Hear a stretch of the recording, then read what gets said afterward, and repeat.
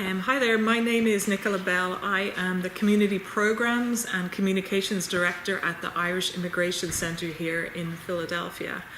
I just wanted to talk a little bit about what we do, the services we offer, and our perceptions here of the Irish community in Philadelphia. So back in Ireland, we have a very strong sense of community, and people gather together, people look after each other, and we look out for each other.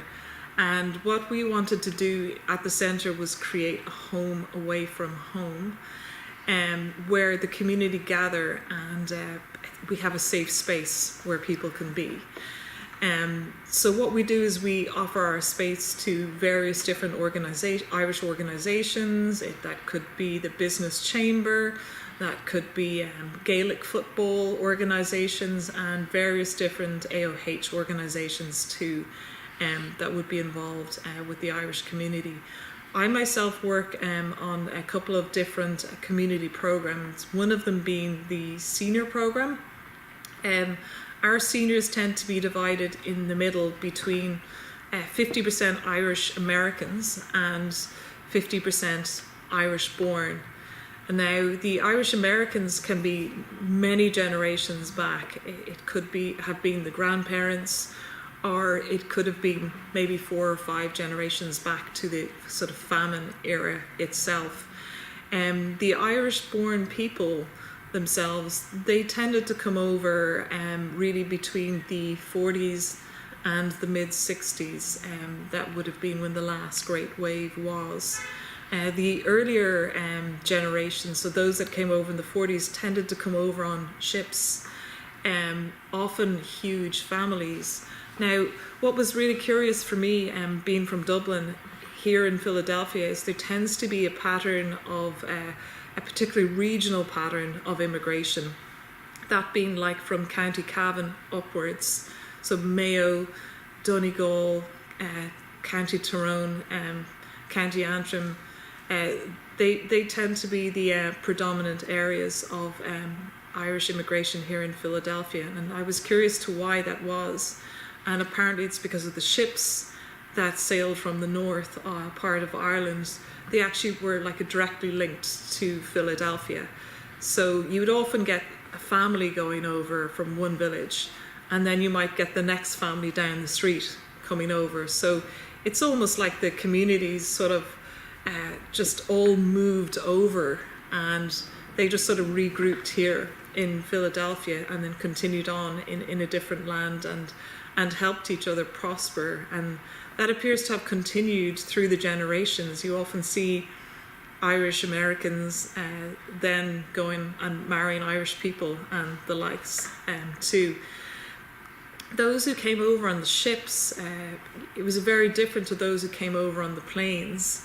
So the ships, often there was one particular case of one of the seniors who told me how her mother got TB on the ship, and they were actually sent back to Ireland. So they had to try a second time before they got in. So that apparently wasn't that uncommon in those days, and they were processed through Ellis Island. The later seniors, they obviously took planes, but apparently the planes were very slow, so they had to refuel and the likes, and then they kind of went on their journeys. Basically, all you needed then in those days to come to the States was a sponsor. So it could be a relative, an uncle, who would give you any kind of job.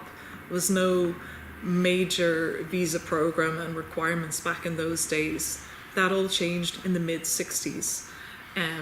After that, the Irish waves of immigration tended to wane. Now, we have to bear in mind that people even coming over in the 40s and 50s, they weren't escaping famine conditions, but they were escaping extreme poverty. So that being, there was 10 kids in the family and not really any chances of prospects of jobs. So what are you going to do? You're going to try and find greener pastures where you can have a better life. Those, kind of subsequently, even to nowadays, it's all about seeking opportunities, particularly from an Irish perspective. So if a young person, if they're lucky enough to get a visa to come to the States nowadays, they're often highly educated, highly skilled, and they want to enhance their careers or for some reason have a love of the United States. Now, in the Immigration Centre, I also run the legal clinic. So we offer a free legal clinic where we have lawyers who will help people with complex legal cases to US citizenship. For those wanting to come to the States nowadays, it's not as easy as it used to be. So, as I said, the basic ways are you could do a J1 visa for the year and then try and get your employer to sponsor, but that's very complex. You can try and get a job in Ireland in a US company and try and get them to give you an L visa to bring you over that way. Or you can try and get a job in the States on a H1B visa.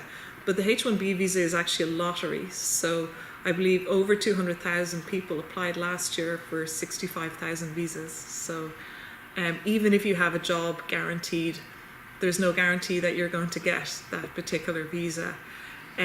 So people seek all kinds of creative ways to come into the States nowadays. But it's definitely not what it once was. From an Irish perspective, young Irish people have a lot of options nowadays because of their skills. They can go and live in the UK, they can go and live in Australia and the likes, whereas we see other people at the clinic who are not necessarily Irish, and they can come from certain Latino countries, South and Central America, and often their conditions are very different. So you could almost say it's like a parallel, somewhat similar to why Irish famine victims were fleeing Ireland. They often, the likes of Honduras, it's extreme violence, so it's pretty much civil war conditions without being an actual civil war. So they want safety for their families, hence they come here. The same you could say for parts of Mexico and the likes, are just again like extreme poverty. So they will do whatever it takes, pretty much like what the famine victims did, to preserve their families and their own lives and try and create a better future for themselves.